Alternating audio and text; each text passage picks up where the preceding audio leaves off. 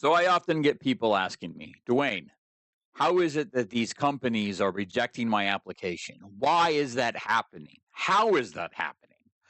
And so this video is going to be me describing in depth using code and showing you the publicly available APIs that are used to do that. Okay. You're going to find that recruiters will tell you that this does not exist. In those cases, they're either well-intentioned and they just, they just don't know any better. It's a skill issue on their part, or they are actively maliciously trying to hide this information from you. Now, keep in mind that most recruiters are well intentioned. They have their own little world, they have their own accounts when they use these systems. They do not have the global admin privileges by default that are required to use these APIs. And so, as a result of that, it's just simply something that has been hidden from them. They are not always part of the conspiracy. They are, in fact, being lied to just as you and I are. And so, with that in mind, I would like to continue and show you the API. Now, I was asked on LinkedIn, and I was told, hey, is it possible that on the big applicant tracking systems, there's a way for people to apply to a job and be rejected without a human being ever even looking at this? And I've said yes for many years. I've made other videos on this. But here's how it happens. If you go to Greenhouse IO's own development documentation, which is publicly available and you can easily Google it, developers.greenhouse.io, harvest.html, hashtag introduction is where I'm at right now. You can see that, they provide this great little API to interact with the applicant tracking system. And so as part of that, you actually have to be able to have access to it. Now, well, the fun thing about this is that authentication by default requires that you have your tokens and everything, but you also have to be given a dev account and you have to be given the admin credentials that most recruiters will not possess.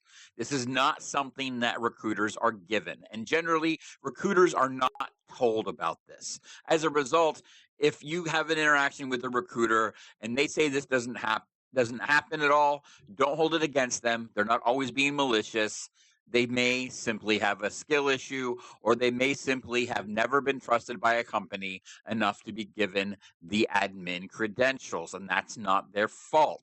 Most companies segregate these because of compliance and other legal issues anyway, and so there's perfectly legitimate reasons for them never to have been given these credentials.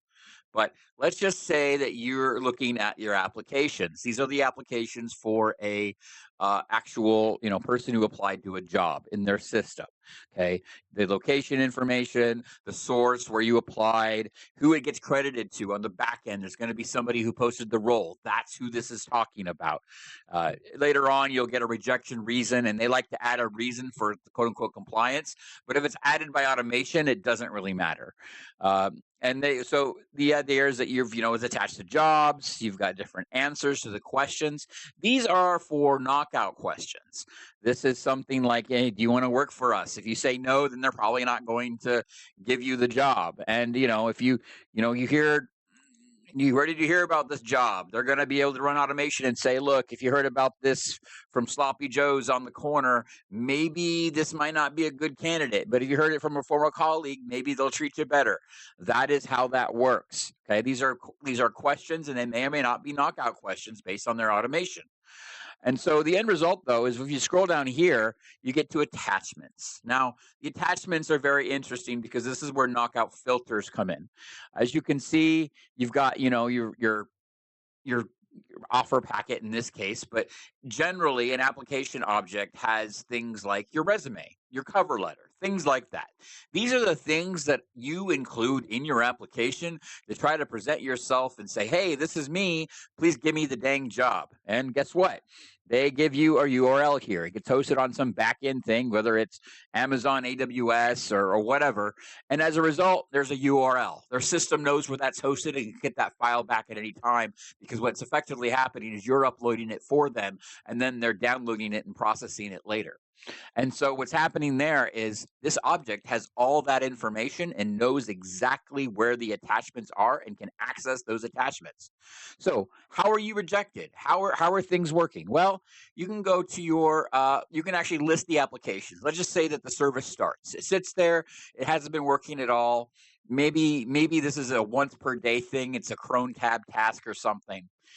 It boots up. It lists all the applications using this API.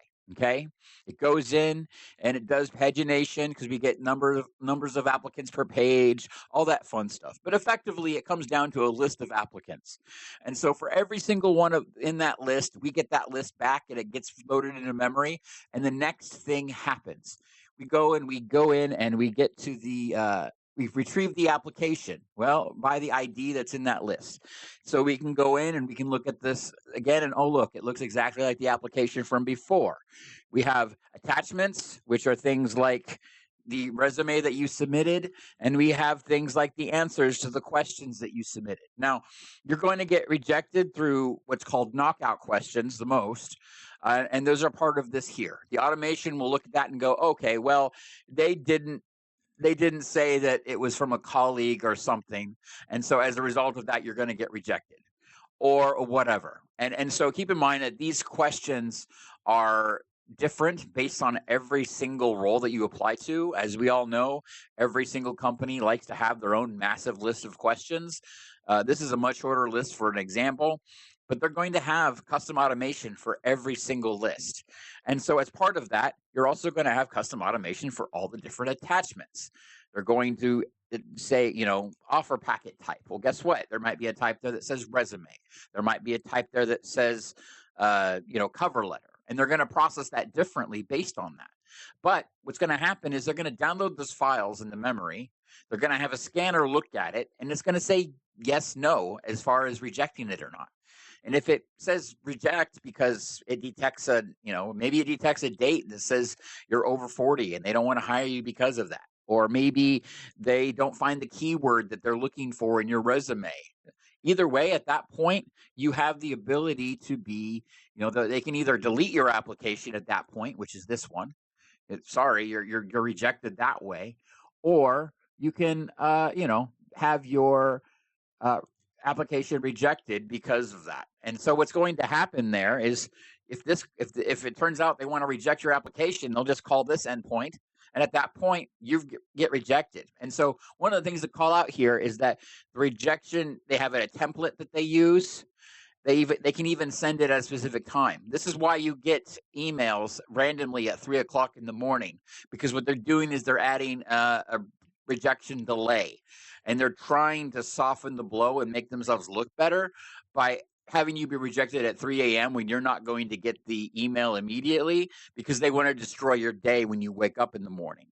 That is intentional, or it's just somebody running this from a different time zone. Either way, you need to understand that they have the ability to actively delay the rejection email. They can reject you immediately and then queue up the email telling you to be sent days later if that's what they want. This is fully supported as part of the API.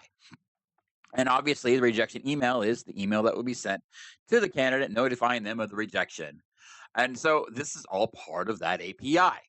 And so what happens there is if you actually get past this hurdle, if you're one of those few people that has all the stuff that the AI and the automation wants, then, you can actually go in and you can move application to, let's see here. Maybe they decide that they want to move you to a different job, so they can do that too.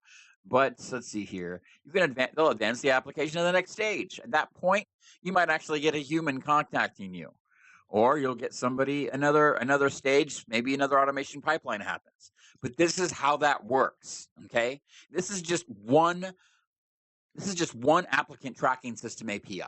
But basically, all the APIs are kind of the same. They consider every application to be part of an opportunity or part of a role, and they basically have the same flow. They have access to everything that you inputted in the job application. They have access to every single file that you uploaded, and they can act on them as they see fit. This is not something that doesn't exist. This is the real documentation that is given to software development engineers who work on these systems. And that is why, when you really consider this, you have to understand that anybody who says that these systems don't exist is either ignorant or they're lying to you.